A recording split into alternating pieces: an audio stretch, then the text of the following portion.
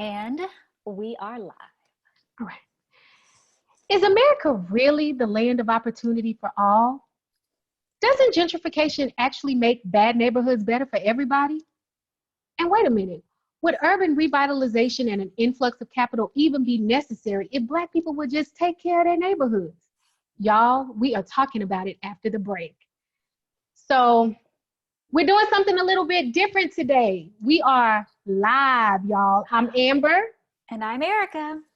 And this payday, we are talking about gentrification and the economic despair that you often see in Black America. So, and welcome. Y'all know I don't do video. This is a really big stretch for me, Amber, to like actually be on video. We've got a whole guest and all of this at one time. Y'all memorialize this day. Yes. Because Erika's face is live and on camera. Yes. With makeup on, which she didn't tell nobody she was wearing makeup, but that's okay. Erika's face is live and on camera, and the goal is for us to have so much fun that she wants to do it again and again and again. And that's why we had to have a special guest today. And not only do we have a special guest for y'all, we are recording for the 2020 Virtual Prosperity Summit organized by Prosperity Now. So if you've heard an episode of Brokish in the past, you know that we love our friends over at Prosperity Now. We lean on them a lot for research, for the studies and information that we talk about on a lot of the episodes. So it is a joy for them to allow us to share an episode of Brokish at their conference. So thank you to our friends over at Prosperity Now. Hey, y'all. And so in addition to that, y'all, because we're coming with all the good news today. First, we got Erika on camera.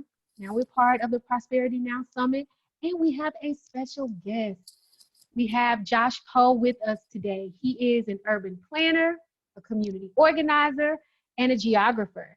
And he has been in the game for over 20 years with scholarship, activism, and practical experience in urban policy planning and housing issues. And he is from the great state of Kentucky.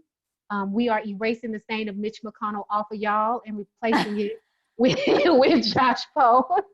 And he started his career doing grassroots organizing around housing, labor, and economic justice issues in Seattle back in the 90s.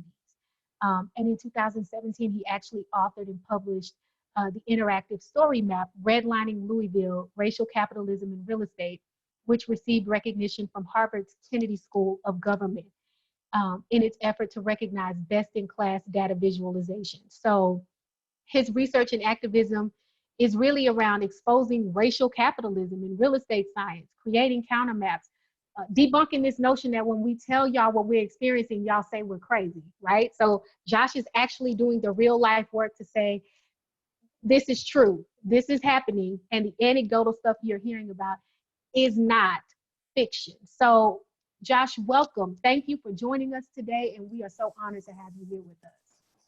Thanks for having me. It's really my pleasure to be here. It's always a pleasure to share this information and have these conversations. So I think it's a great space to have it in. I really appreciate you all recognizing the work and have me on the show. Absolutely. So, Josh, you probably don't know this. It's kind of my job on the show to get into people's business. That's really what I like to do. So sometimes while Amber lets me do the pre-calls with folks because I can get into their business. But one of the really interesting things for me is when you talk about your work and you talk about all the things you're doing, you also talk about sort of where you come from and how that informs the things that you're doing.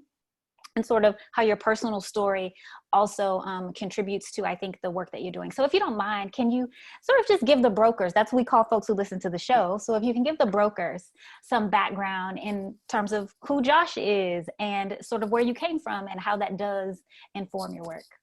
Yeah, thank you for that. I think that's really important to kind of quantify at the beginning.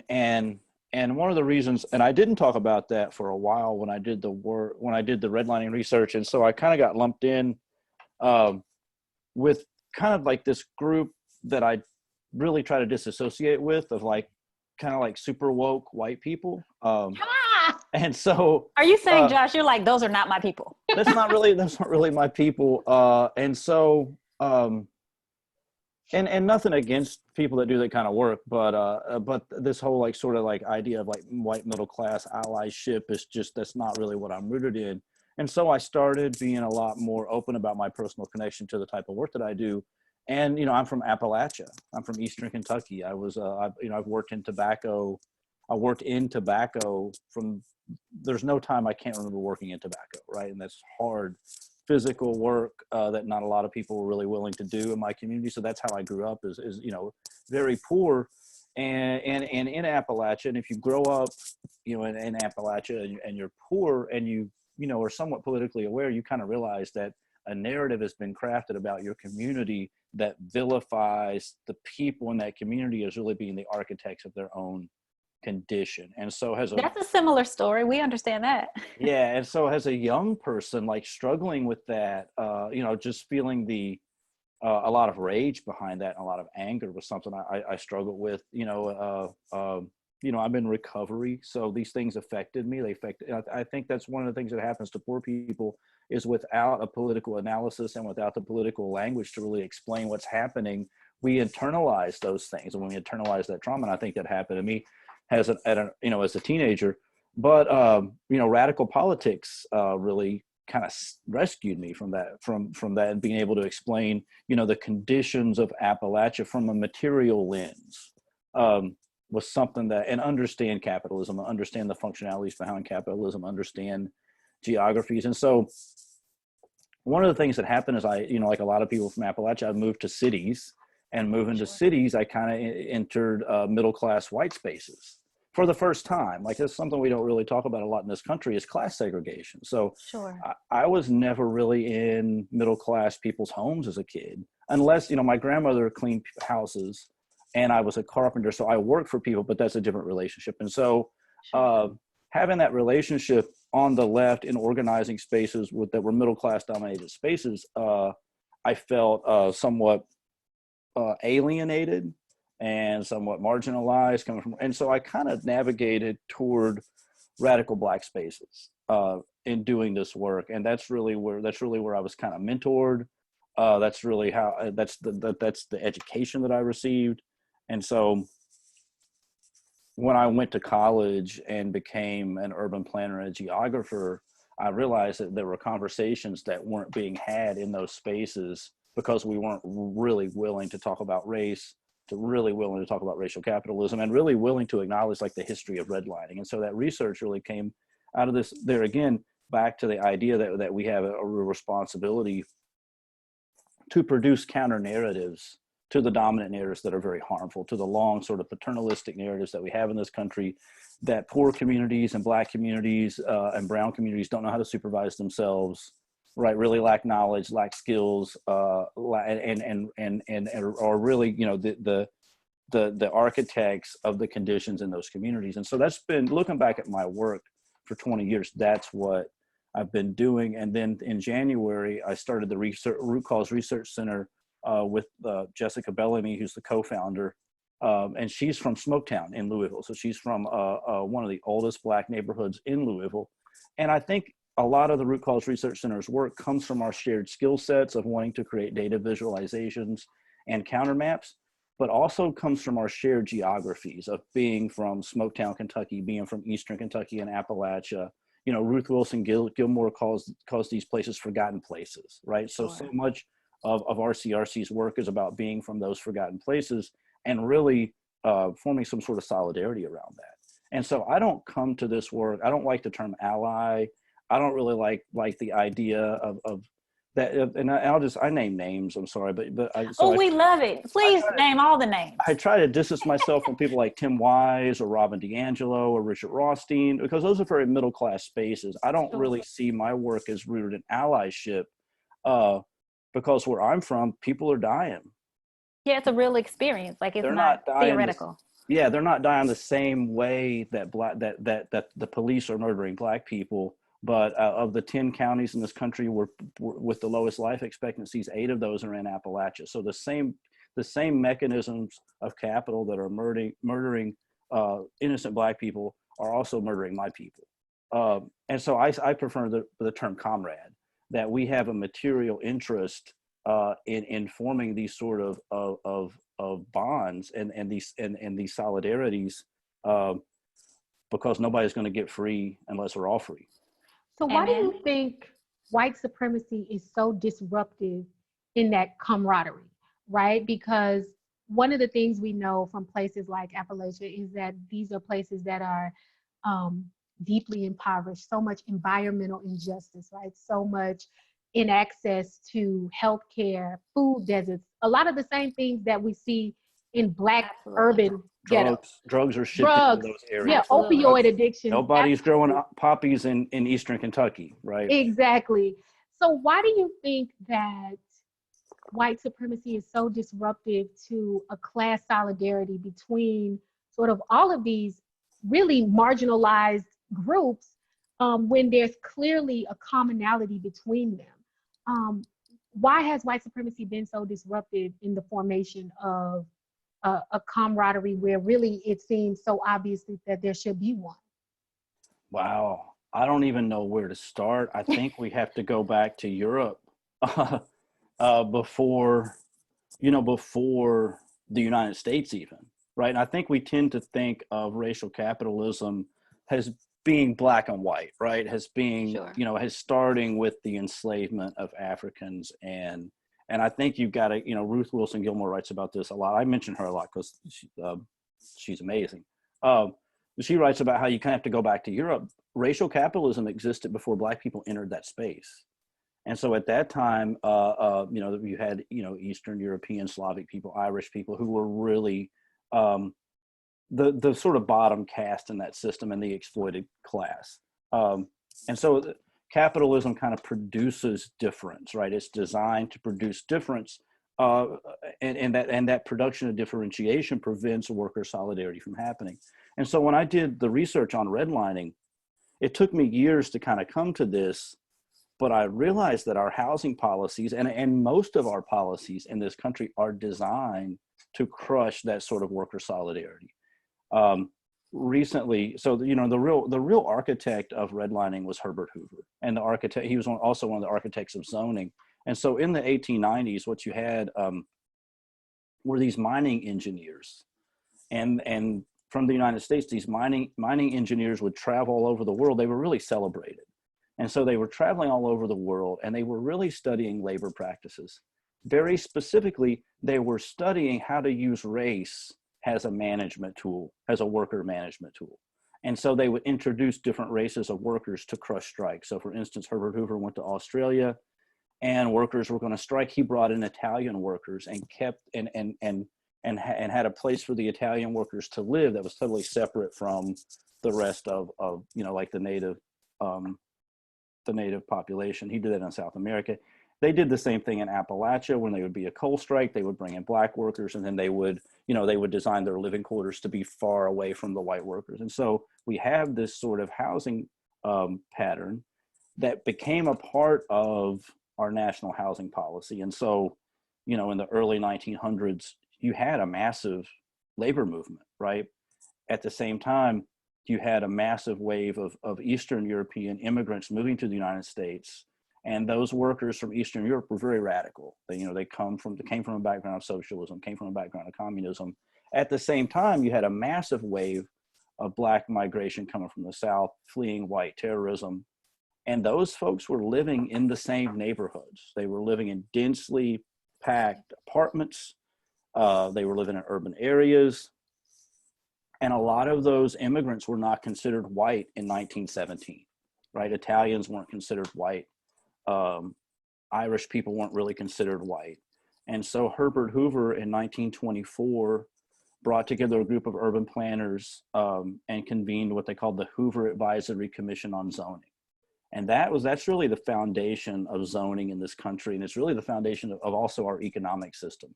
Out of that commission, one of the findings was that a realtor should never introduce any race that would be a detriment to property values. So it's basically codified into federal policy that Black people would be a threat to property values from that point forward. And that's really what set redlining in motion. Sure. And what that means, simply, is that the human geography that the human, the physical space that Black people occupy is not only a threat to their own ability to acquire capital, but it's a threat to anyone in proximity to them. Yeah. So we're the contagion. Sort of a contagion, right? So if capital moves into a neighborhood, Black people have to leave that neighborhood, right? And so that is that's so important to think about. And so all those groups of immigrants who weren't white in 1917, right? By 1945, they're grilling hot dogs in the suburbs. They're white. They've been assimilated into white middle class space, and they don't live next to Black people anymore. And so a program was started by the National Board of Realtors was taken over by the Labor Relations Board. It was a private program taken over by the federal government. And basically what they determined was one of the ways to break strikes and break cross-racial solidarity is to assimilate people into middle-class homeownership, because homeowners don't go on strike, right? If you've got a bunch of workers and they're living in apartments, they can develop mutual aid networks, they can develop all sorts of relationships that's going to sustain a strike. But if you lock people into 30-year mortgages and make them individual homeowners far outside the city, those strikes will stop. Wow, I've never thought about that connection before, between home ownership and not wanting to strike or probably unionize. Well, there's also the idea that that citizenship in this country is predicated on property rights. And so you really aren't, so Black people, by being locked out of land ownership, Black people in this country never actually gained the full rights as citizens. And we see that here in Louisville, where the police can enter the home of Breonna Taylor, murder her legally. She's not given, we see it every day. Black people just never achieved the full rights that property owners achieve.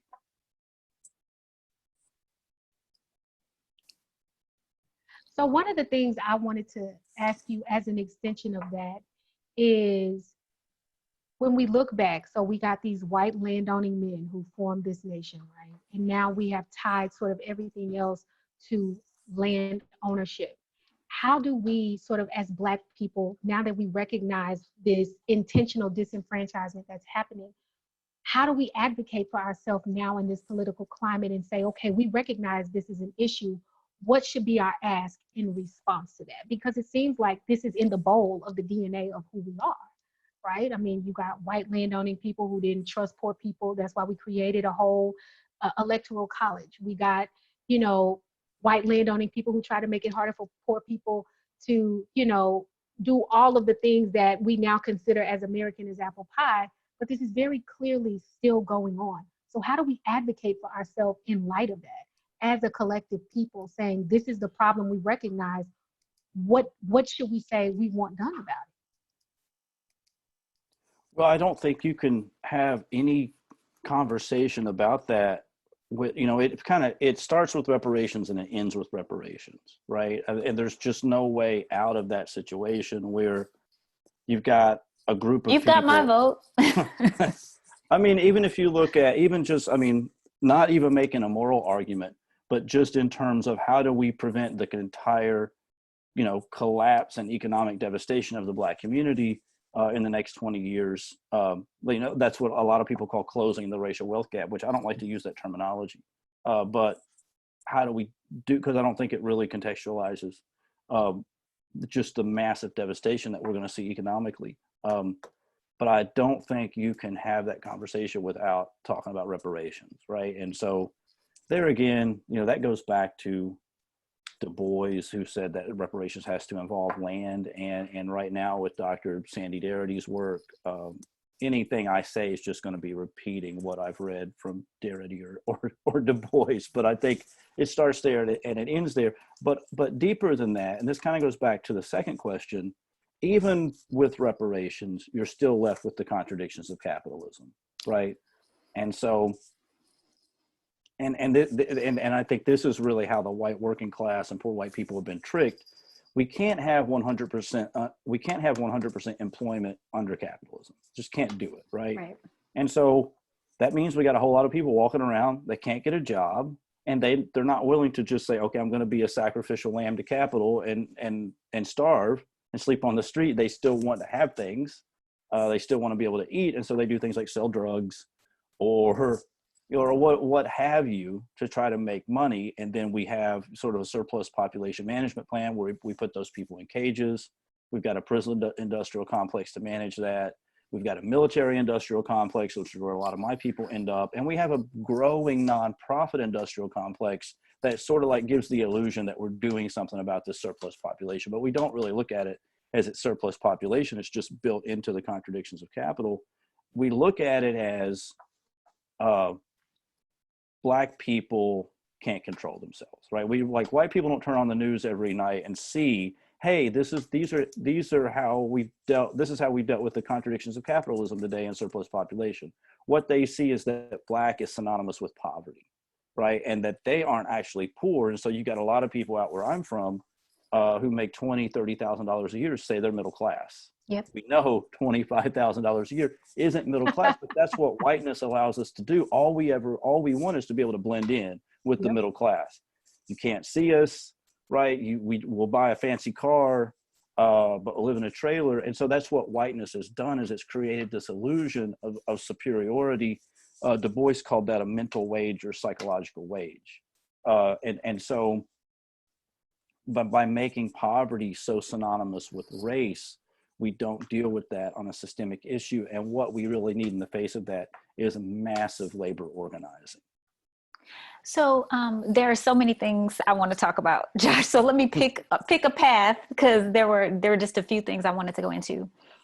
So let's go back to the concept that you were talking about, just in terms of the historical roots of redlining and real estate. And I know many of us, especially those of us who might live in, I'm from Houston originally, and it breaks my heart when I go and see where my grandmother and my grandfather lived. And now to see, sort of all of these condos built in that place. And it just isn't, the third ward that I knew and grew up in. Right. So gentrification it's just so unreal to see the changing landscape.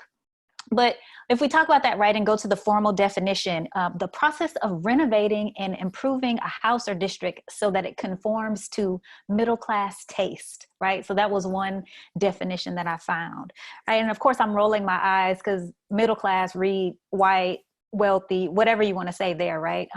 In terms of making a place palatable for those folks. But just talk to us about gentrification and how it has these effects, not only in housing, but education and food insecurity, public transportation, how all these things are linked to this notion of housing and gentrifying neighborhoods. Yeah, wow. There's a lot there. And so I don't like that definition. We agree. Yeah, and one of the things that we do at Root Cause Research Center is we don't believe that universities and institutions should own the means of production for knowledge and data. We believe that knowledge and data should be owned and controlled by communities, and that definition is a good example of that. That's how academics would define gentrification, or how maybe a nonprofit who has a lot of landlords or developer interest on their board might define it. But the LA Tenants Union defines it, and that's why I think it's important that tenants and renters get to define what it is. They define gentrification as replacement of poor people for profit. Talk about it. Yeah, and I think that's when you start making things really simple and easy to understand, you can start developing strategies to attack them and dismantle them. So wait, you don't believe information should be weaponized to be used against people? You think information should be egalitarian, Josh? Is that what you're saying? like that we should use like simple ways to define things so that like everybody can understand it? Very much so, yes. Ooh, and very much wow. and very much weaponized against the ruling class, and for complete liberation. That's kind of what the Root Cause Research Center is here. That's kind of that's our brand, right? So yes, but getting into it, just to give, I'll just use Louisville as an example because Louisville's international news right now, and it's an interesting case study because it's one of the last cities to really gentrify. So we're kind of watching that happen in real time. But going back to the 1924, going back to zoning, right? Let's think about zoning and what zoning is for. So traditionally, wealth has been created in real estate through sprawl, right? Through, capitalism can create a market and it can produce value and bring something into production. And what it's brought into production for years has been new land. Cities keep sprawling, we keep acquiring land, and that land, developers are getting wealthy from buying land in rural areas. Say that land's zoned agricultural. I'm a developer, I buy land, it's zoned agricultural, I go to the planning commission, I got some buddies on the planning commission, they rezone it residential, bam, it's now worth 3 million more than it was worth. That's wealth creation, simply through public policy, right? We're now in the production of urban spaces, we have an inverse of that. And since racial zoning never really ended, right, we still have racial zoning. So as development and capital moves into Black communities, the Black people who are there are basically placeholders for depressed land values. Just like the expansion of Europe was created because they needed new land and Native Americans, it was easy to take the land from them. Same thing's happening now. So development and capital move into Black communities, and wealth is being created through buying a house from a Black family for $40,000, $50,000, $60,000, putting a little bit of capital into it, attracting the white residents, which is the key, right? And then you resell that house for $250,000. Breaking it up. Yeah. There's a whole process here though, right? Nonprofits play a role in that. Artists play a role in that, right? I can't tell you how many gentrification processes I've seen where Black people are being moved out of the neighborhood, displaced from the neighborhood, dispossessed from the neighborhood, yet murals of Black people are going up at the same time. So we're celebrating this image of most level of Black women and Black art while we're actually materially dispossessing Black people of their land. And so in Louisville, you have a neighborhood called Russell. Russell is directly west of downtown, right? It's 90% Black. Median income there is about $17,000 a year. Wow. It was home to one of the city's largest public housing sites. It was the traditional Black commercial district up until the 60s, and like a lot of cities went through urban renewal. Urban renewal really targeted Russell and basically destroyed whole parts of Russell. And so the city expanded east about as far as it could go. Around 2014, it decided to move into Russell, really resulting from speculative capital investment by some of the whiskey dynasty families here in town. So how far does that whiskey money go back, just as an aside? Like, is it goes the whiskey all money the like way, slavery money? It goes all the way back. Yes, okay, right. Okay. I mean, slavery cuts right to the bone. Okay, sorry. Especially in places like Louisville. A Black man taught him how to make the whiskey, girl. I mean, yeah. Okay. These are plantation dynasties. And if you think about Louisville's a place where antebellum culture is still celebrated, right? Think about the Derby. Actually, Louisville was kind of became the capital of the Confederacy after the Civil War, right? So the South is occupied. I'm doing a sidebar. I'm going to get back, but the South sidebars. The South occupied, right? Those Confederate officers and generals didn't want to live under Union occupation. And much like the Nazis after World War II, who went to Argentina where they were still celebrated and respected, a lot of Confederate officers flocked to Louisville. And they became the city's elite. They became the politicians, the journalists, the school board, the lawyers, what have you. The Southern Baptist Seminary moved from South Carolina to Louisville after the Civil War, which is kind of like the Vatican of the Confederacy, right? And so the Kentucky Derby is basically a Confederate memorial pageant. And so what's important about that though is that those plantation dynasties had a management system, very much like Herbert Hoover had a management system that was a way of controlling workers through racism and through the production production of identities and the production of differentiation. And so here we are in 2015, the same plantation dynasties are now making speculative investment in the West End. Since it's a small city in the South, there's not a lot of capital floating around. It's basically hoarded with, Louisville's like you got 5 or 6 families that have all the wealth. There's not a lot of capital flowing into the city. And this is why gentrification in smaller cities is a lot different than it is on the coast or in Chicago or a large city, because that's mostly private capital doing the gentrifying. In small cities like Louisville, it's public investment, because the speculative capital doesn't, it has to generate revenue somehow, and it has to generate more investment. So they need our tax dollars, because there's no capital anywhere else. They want to attract like Google and Amazon, but they're never successful. So now you have public policy really gentrifying the neighborhood. So one of the first things that happened, the city gives a bunch of land to a nonprofit developer and gives them a forgivable loan to redevelop market rate housing. Market rate housing in a neighborhood with a median 17,000. We then demolish the public housing, displace over 700 families, right, from the neighborhood. That site's now controlled by a private developer out of St. Louis named McCormick and Barron Salazar, one of the largest affordable housing developers in the country, got a lot of the Hope 6 dollars, getting a lot of the Choice Neighborhood dollars. They have a nonprofit called Urban Strategies that does case management, right? And this is how a lot of private developers are doing it. You start a nonprofit and they do the case management. You get the grant to redevelop. They get the contract to do the case management. The public housing residents are complaining to their case manager about what's going on, not realizing they're talking to the landlord, because the landlord's the chair for the nonprofit. That's sort of how nonprofits function. And that also enables them to access private dollars through rent, public grants, and foundation money. That's why they started the nonprofit. But in the 70s, they went to the Ford Foundation. The Ford Foundation said, you guys are private, we can't give you money, but if you start a 501c3, you can access all this capital. So Beecher Terrace is now demolished. And a lot of nonprofit developers start making, start buying up property in the neighborhood.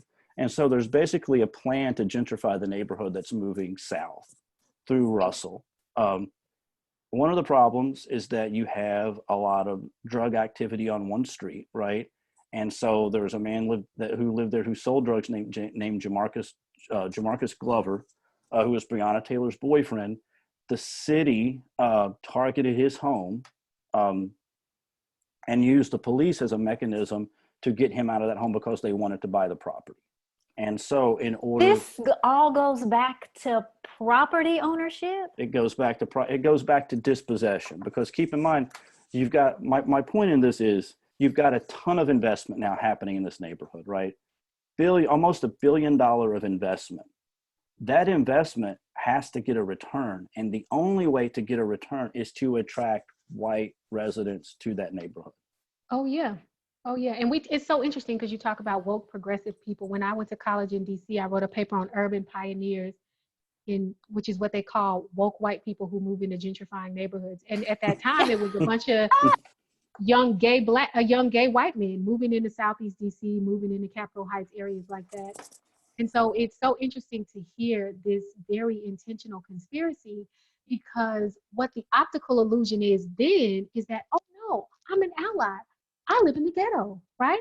No, I'm an ally. I run a nonprofit that helps people in gentrifying neighborhoods. So it's almost like the conspiracy metastasizes and then gives life and validity to a lot of horrible, horrible things happening that are dispossessing and displacing Black people. But those are the same very people we turn around and pat on the back and say, attaboy, good job.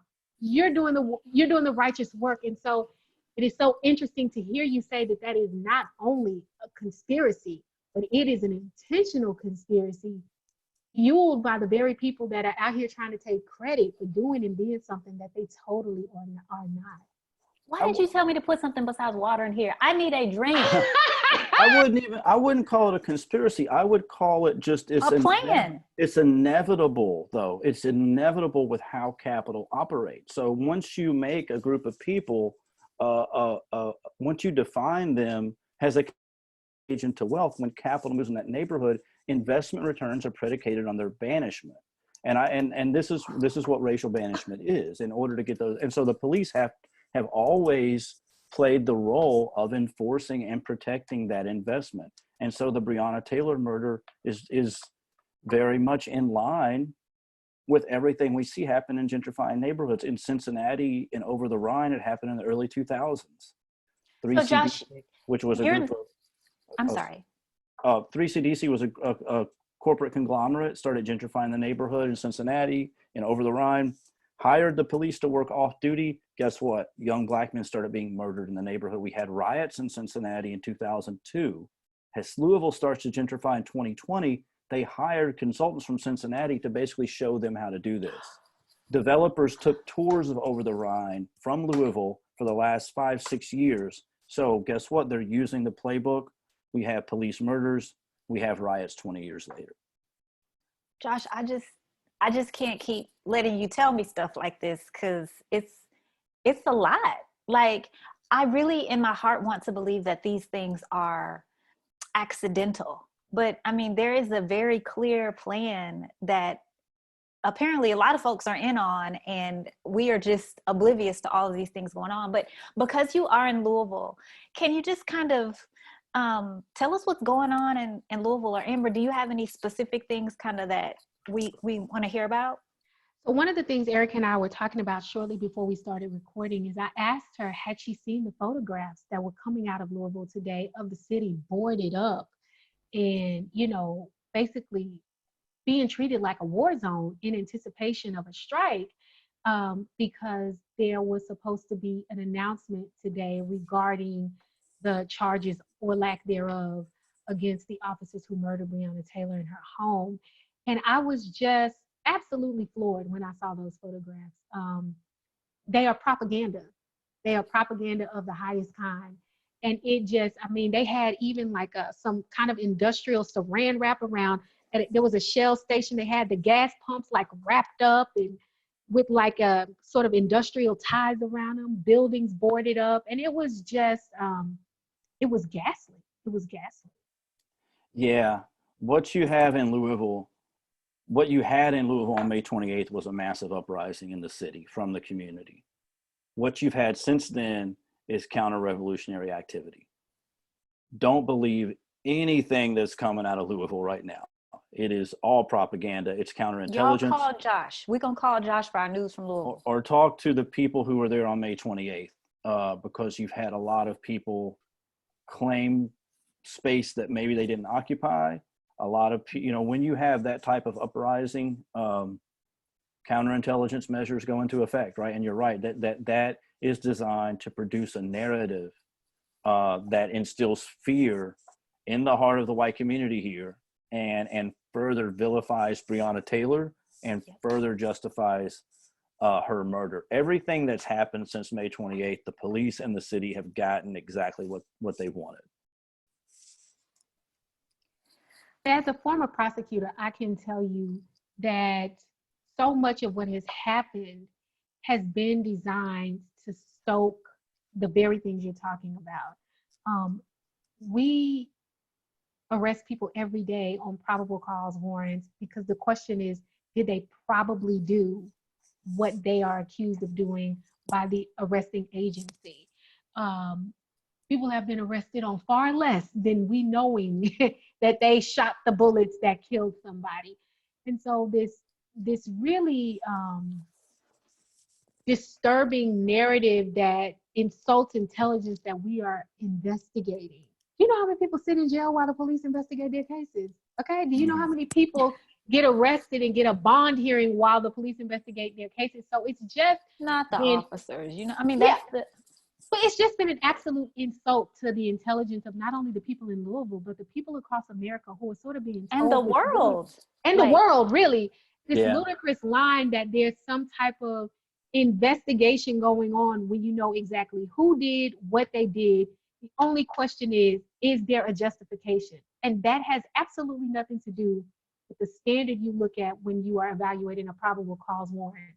So it's very interesting that, like you talk about, this concerted action is coming out to sort of distract from the fact that this is really very simple. It's really very simple. Yeah.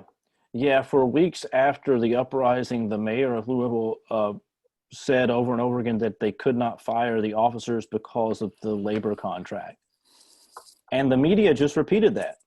And I think it says a lot about, what we know about Louisville now that the world kind of sees it. Like, this is a place with some serious problems with racial injustice and oppression. And, we actually had a labor lawyer look at those contracts and publish their findings. And over time, the media kind of backed off that. But it's the damage is done by that point. The damage is done, right? I mean, so there's such an effort here, and there's such a coordinated effort with the police, with the city, with developers, with nonprofits. And the media is so complicit in this, of controlling that narrative. Narratives are tightly controlled in cities like Louisville, Kentucky. You're talking about small southern cities, right? And the ability to produce counter narratives and get counter narratives out is very difficult.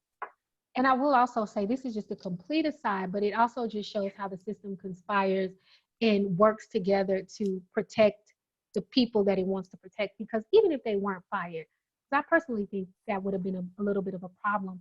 There are certain rights police officers do not have when they are in the course and scope of employment. One of which is you cannot invoke a right to remain silent. It's called the garrity exception. You have to talk after a shooting. And so it's very interesting, this investigation you are conducting, because the benefit of garrity is that the officers have to talk. The statements can be used against them in criminal proceedings. So my point is, all of this has to happen in a relatively small amount of time. It is going to be October. What are you doing? You have already collected these garrity statements. You already know what happened. What are you doing? Because you got time to board up the city and wrap up the gas pumps. What are you doing? Josh just finished telling you the police were in cahoots. Like, he just finished telling you that the police went to go try to get this property. Now they have to protect this property from another uprising. Like, apparently, child. And so on the street where Jamarcus Glover was killed, the city has bought almost every property on both sides of the street, along with one of their favorite nonprofit housing developers. We just did a blog post about this on our website, rootcausresearch.org. But the length of the investigation is very purposeful, right? It's very strategic, and it's designed to wear people out. And while you're wearing people out, there are entities who are involved in the movement who are discrediting the movement. So you sow division, you sow mistrust, you sow all those things within the people who were responsible for the uprising. And by the time you make the announcement, the leaders of the protest have changed. And I'll just leave it at that. So you're not gonna name any more? Okay, I'm not gonna be that messy, Josh. Don't name any more names. You actually live there. We need to. Yeah, and we have a lot of people coming from outside the city who are now leading the protest also, and they're not always in coordination with local organizers. So it's been has a study of sort of counter-revolutionary tactics. It's been really invaluable. As a citizen of Louisville and as a Kentuckian, it's been just shamefully devastating. Absolutely. So I know we're sort of getting close to the end of our time together. There are some now, like, sort of rapid fire things we kind of just want to get your thoughts on, if that's okay. So I'm just gonna yell out a few things and let's talk about it, just because I'm interested and messy at the same time. So these may have nothing to do with the topic at hand, but because we're here together. Let's talk about, for a second, the NBA strike. What do you think about what happened there? Oh, wow. I think that's a really good example of just neoliberal policy at work, right? So I think we're going to look back on the NBA strike as one of the most significant labor issues of our lifetime. I can't think of any labor strike that happened on that scale. And so it lasted about a day. And so Obama comes in and basically says, I mean, think about the power that would shift in that strike, right? Think about how much investment would be lost by the second in that strike. And that's what organizing is, right? You form a strategy that targets various axes of power, and those are the pain points that you target. And so Obama steps in and basically says, no. Neuters the whole thing. No, just focus on voting. And can you imagine NBA owners sitting back laughing when they got that call? Right. You just have to open up your venues for voting. Yeah, you can open up your venues, and now you have to have sort of like social justice messaging in your campaigns, your commercials rather. Get you some Black Lives Matter headbands, you know. Yeah, and Done. so basically, and so you know, and so for the NBA, that's another marketing strategy, right? And so once again, you know, living in this country and living under capitalism and caring about, like, you know, collective liberation means watching passion just get commodified and co-opted over and over again, and it burns people out. Okay, let's jump to, we're in an election cycle. We know we have Trump as our Republican contender, right? We've got Joe Biden and Kamala Harris on the other side. What do you think in terms of either side, or what it all means?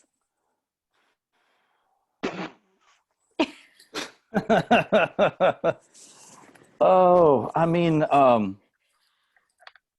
of course, Trump is very leaning toward fascism, right? There's no really no other way to look at that. However, there are other types of fascism, right? And I see fascism as the merger of corporate and state power. And I think the type of neoliberal policies that the Democrats support, with basically handing over control of our entire lives to large companies like Google and Facebook, is also fascist. Uh-oh. And I think we've moved so far to the right in this country that we now have both parties leaning in a very rightward direction. Erika, don't jump up and shout. Let them. These are not my thoughts. These are Josh's. I'm letting Josh talk. And so, I mean, yes, we should vote. But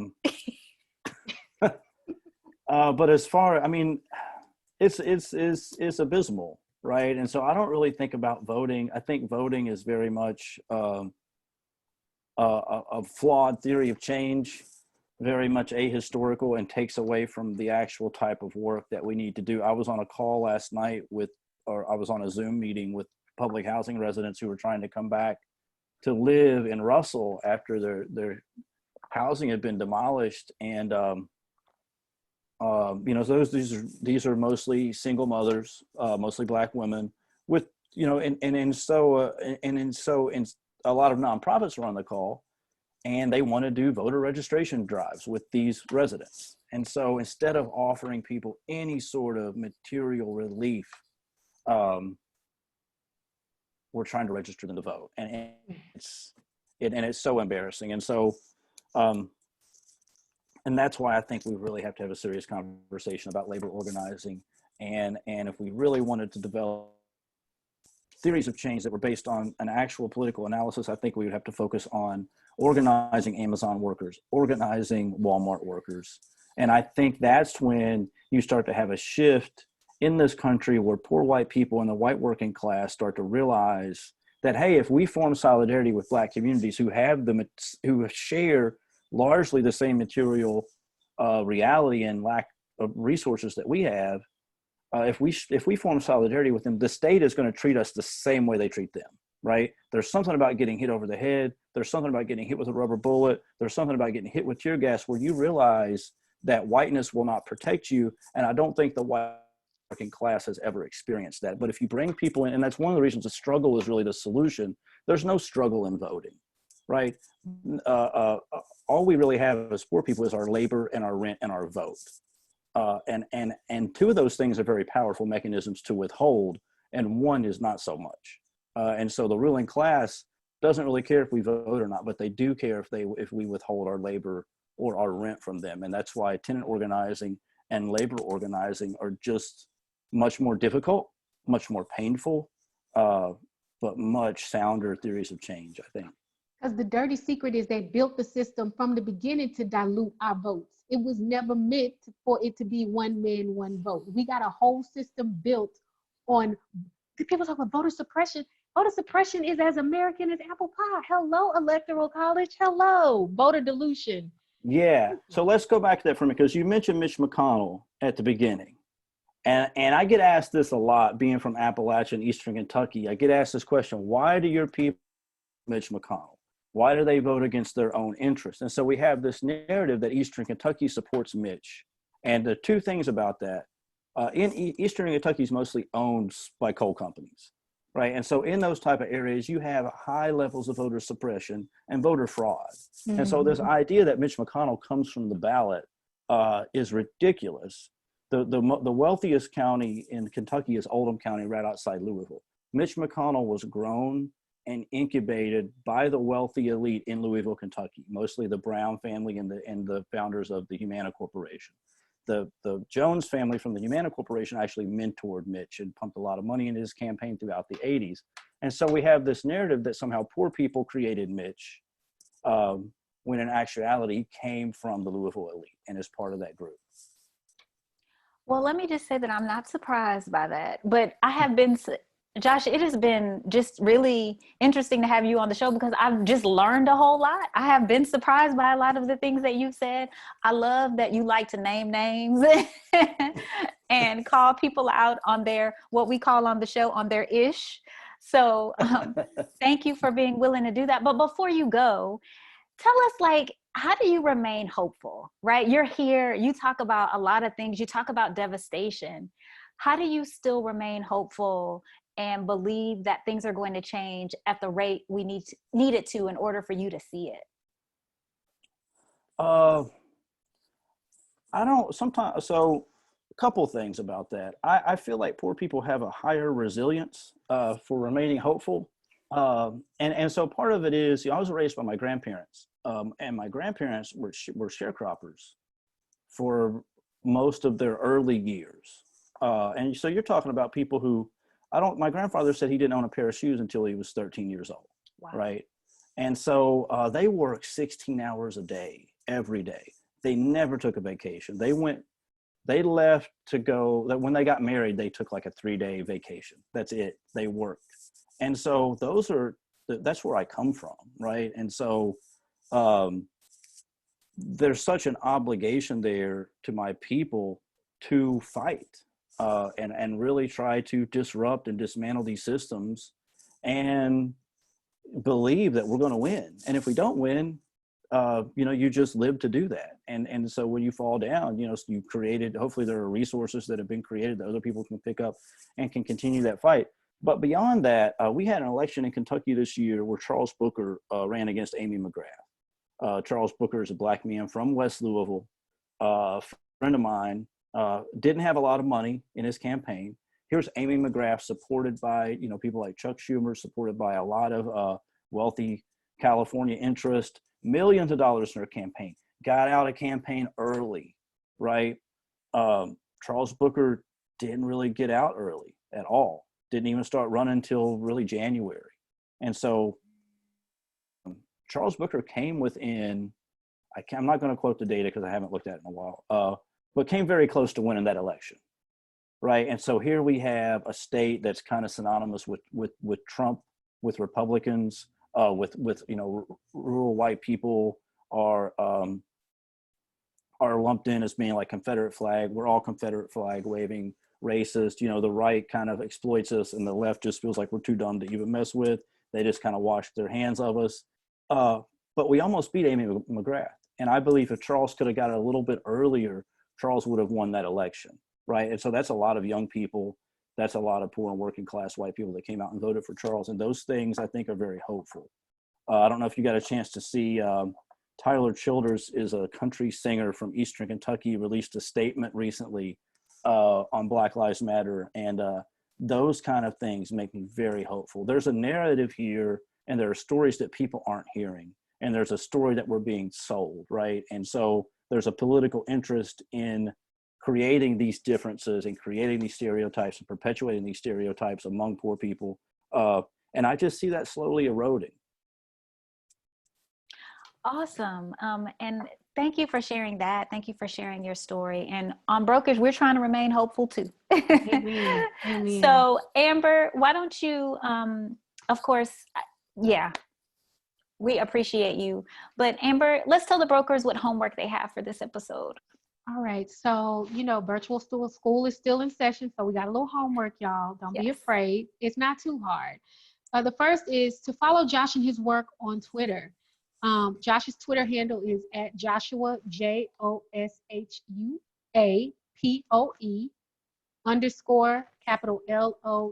So Joshua Poe _Lou. So follow him, and then also follow at Root Research. The word root with a capital R and the word research with a capital R all together. And then lastly, but not least, y'all, go to rootsresearch.org. Learn the definitions. What you say? Oh, root cause research. Root cause research. Y'all know I'll be struggling with these websites. I know you do. I'm eternally in virtual school. That's why my children be struggling. But it's rootscauseresearch.org.